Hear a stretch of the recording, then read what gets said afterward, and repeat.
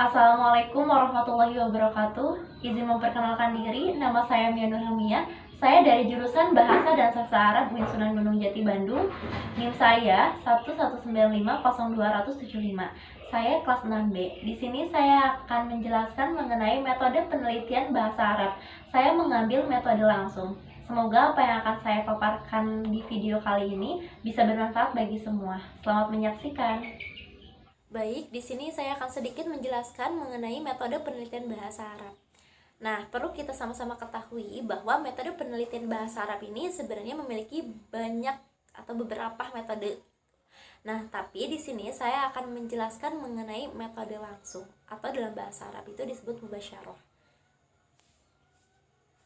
Nah, di sini sebelum kita lanjut, alangkah baiknya ada beberapa hal yang perlu kita ketahui.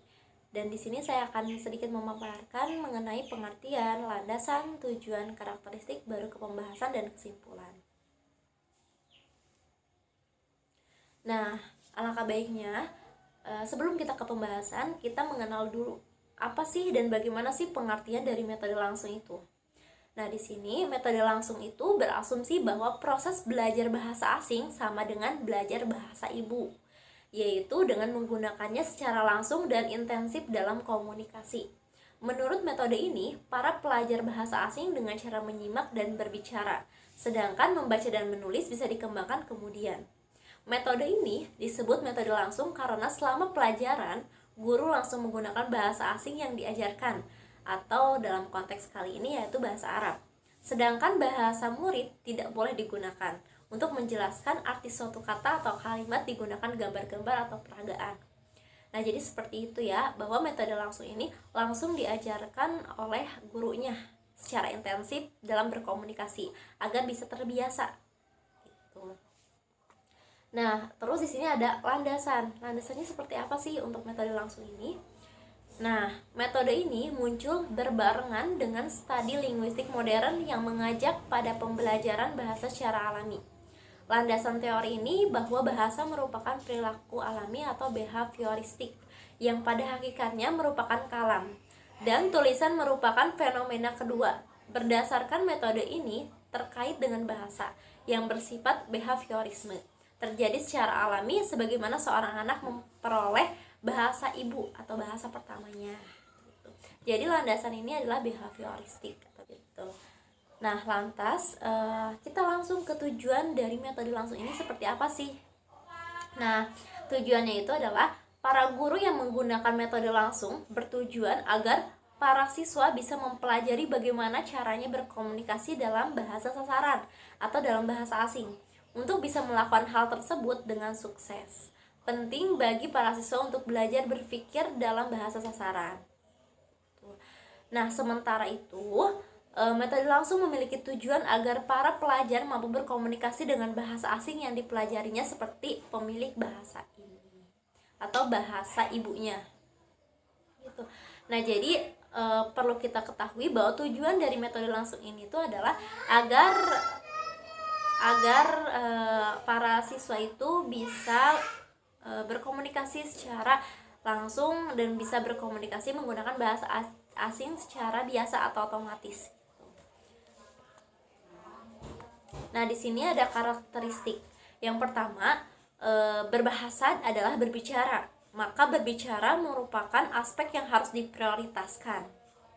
Itu karakteristiknya. Yang kedua itu adalah sejak dini pelajar dibiasakan berpikir dalam bahasa asing yang dipelajarinya. Jadi memang dari semenjak kecil sudah kita pahamkan gitu bahwa bahasa asing itu seperti apa. Nah, di sini yang ketiga, bahasa ibu dan bahasa kedua atau terjemahan ke dalam dua bahasa tersebut tidak digunakan. Jadi memang udah otomatis kita menggunakan bahasa asing. Sudah sedikit-sedikit kita kita coba gitu menggunakan bahasa asing, tidak lagi menggunakan bahasa ibu. Tapi bukan berarti kita melupakan bahasa ibu ya, tapi dalam hal ini kan kita sedang belajar untuk menggunakan bahasa ya. Nah, di sini tidak begitu memperhatikan tata bahasanya. Yang penting kita bisa saja dulu gitu. Nah, terus yang kelima ada asosiasi langsung antara kata-kata atau kalimat-kalimat dengan makna yang dimaksud. Nah, terus yang keenam ada untuk memantapkan pelajar dalam menguasai bahasa asing yang dipelajari. Pengajar memberikan latihan berulang-ulang dengan contoh dan hafalan. Jadi dalam metode langsung ini seperti biasa gitu ya, bahwa untuk menguasai bahasa asing ini perlu kita pelajari, dan dari pihak pengajar itu memberikan latihan-latihan berulang-ulang kali dengan contoh atau dengan gambar mungkin ya, dan hafalan gitu. Itu bisa banget kita lakukan di metode langsung kali ini. Nah, di sini langsung saja kita coba praktek gitu ya ke pembahasannya. Nah, di sini saya coba kita dasar-dasar dulu. Kita coba itu mufrodat, menggunakan mufrodat atau kosakata. Bagaimana caranya guru menerangkan kepada murid. Di sini kita sama-sama menghafal gitu ya. Di sini saya memakai metode menghafal. Di sini yang pertama ada fil amam. Fil amam itu di depan, fil waro di belakang, fil maktab di kantor, fil kharij di luar, fil hamam di kamar mandi, fid dauratul miyah di toilet, fid dakhil di dalam, fid tahat di bawah, fil fauq di atas, fil kiramid di genteng, fil balkon di teras, fil fasal di kelas. Jadi yang pertama mungkin untuk pemula bisa kita coba terangkan mengenai mufrodat atau kosakata yang perlu dimiliki, dan kalau bisa memang hal-hal yang dekat dengan para murid gitu kosakatanya, seperti bisa kita lihat ya di depan, di belakang, di kantor. Hal-hal itu kan sering banget oleh kita digunakan. Jadi kita coba menggunakan metode langsung, tapi kosakatanya yang memang dekat dengan para siswa agar mudah dihafal, agar bisa berkomunikasi dengan menggunakan bahasa Arab gitu. Nah, di sini ada juga mufrodat kembali, tapi kita coba berupa pertanyaan. Contohnya di sini aina anta untuk laki-laki, aina anti untuk perempuan. Bahasa Indonesia di mana kamu gitu. Jadi kita coba mempraktekkan kepada murid bahwa kita bertanya aina anta. Nah, harapannya dari murid tersebut ketika tadi kita sudah menghafalnya gitu ya, nanti kita bisa saling tanya jawab, berkomunikasi menggunakan bahasa Arab. Seperti nanti ada jawabannya, ana fil amam awalan, saya di depan dulu, atau ana fil waro awalan, saya di belakang, ana fil maktab awalan, saya di kantor dulu, ana fil kharij awalan, saya di luar dulu, atau ana fil hamam awalan, saya di kamar mandi dulu. Jadi hal-hal yang seperti itu bisa kita coba praktekkan. Dari mulai tadi kosakata, kita coba hafalkan dulu, sama-sama hafalkan, sama-sama pahami bahwa oh ternyata seperti ini gitu. Nah, lantas kalau setelah itu bisa kita coba membuat sebuah pertanyaan gitu, agar mereka bisa menggunakan kosakata tadi. Jadi ketika ada dari kita seorang pengajar berbicara aina anti, aina anta, mereka langsung bisa menjawab ana, saya fil amam awalan. Bisa saya di depan dulu, atau ana minal amam awalan, saya dari depan dulu. Itu bisa kita coba praktekkan ketika mengajar, karena biasanya murid itu bisa memahami ketika sering diucapkan, dan ketika memang itu sudah menjadi hal yang biasa atau lumrah di kalangannya gitu. Dari mulai hal-hal yang terdekat dulu dengan murid-muridnya, dengan murid. Nah, di sini kita coba percakapan gitu setelah kita mengetahui kosakata gitu ya. Nah, langsung saja kita coba ke percakapan agar nanti murid tersebut bisa memahami ketika ada yang bertanya. Tadi kan sudah ya kita coba aina anta. Nah, sekarang kita ke percakapan. Nah, di sini yang pertama, ya Ahmad sini gitu. Wahai Ahmad sini. Maza ya Ali. Nah, kata Ahmad, apa wahai Ali gitu. Kalau bahasa kita ya gitu, apa wahai Ali. Nah, lantas sini bertanya lagi, halil ustaz maujud. Nah, apakah ustaz ada? Jadi ternyata di sini ada pertanyaan nih, bahwa apakah ustaz ada. Nah, di sini ada jawaban juga, naam al ustaz maujud. Iya, ustaz ada gitu.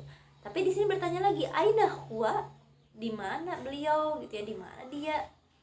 Nah, di sini kita bisa coba nih, huwa fid dakhil fasal, beliau ada di dalam kelas, atau misalkan huwa fil kharij fasal, dia ada di luar kelas, atau bisa huwa fil maktab gitu, beliau ada di kantor. Seperti tadi ya, kita bisa menggunakan kosakata yang udah kita pelajari nih, yang ini fil amam, fil wara, fil maktab, dan seterusnya. Nah, hal-hal yang seperti ini bisa kita coba terapkan dalam metode langsung gitu, agar para murid itu bisa memahaminya. Nah, paling untuk pemula, hal-hal yang seperti ini yang perlu coba kita ajarkan kepada murid, atau bangun dulu semangat mereka agar mereka senang gitu mempelajari bahasa Arab, atau kita memberitahukan motivasi-motivasi bagaimana dan seperti apa gitu ketika kita sudah sudah memahami bahasa Arab gitu, memberikan motivasi gitu, kenapa kita harus mempelajari bahasa Arab. Nah, hal-hal yang seperti itu bisa kita coba dalam metode langsung. Tapi langsung berinteraksi, misalkan dari murid berbicara, ya Ahmad ta'al. Nah, misalkan murid yang satu lagi berbicara, maza ya Ali, apa wahai Ali. Terus ada yang jawab lagi, halil ustad maujud. Terus ada yang jawab lagi, na'am al ustad maujud. Terus aina huwa fid dakhil, huwa fid dakhil fasal. Jadi nanti bisa sambil percakapan gitu antara satu siswa dengan siswa lainnya, atau satu bangku gitu. Nah, mungkin itu percakapan yang bisa kita coba gitu ya kepada anak-anak gitu. Metode-metode seperti itu yang bisa kita ajarkan kepada murid. Nah, langsung saja kita ke kesimpulan kali ini. Metode langsung adalah metode pembelajaran di mana pengajar berlangsung menggunakan bahasa asing dan bahasa murid tidak digunakan. Tentunya metode ini adalah salah satu dalam metode pengajaran bahasa Arab. Dalam metode ini memiliki kelebihan dan kekurangan.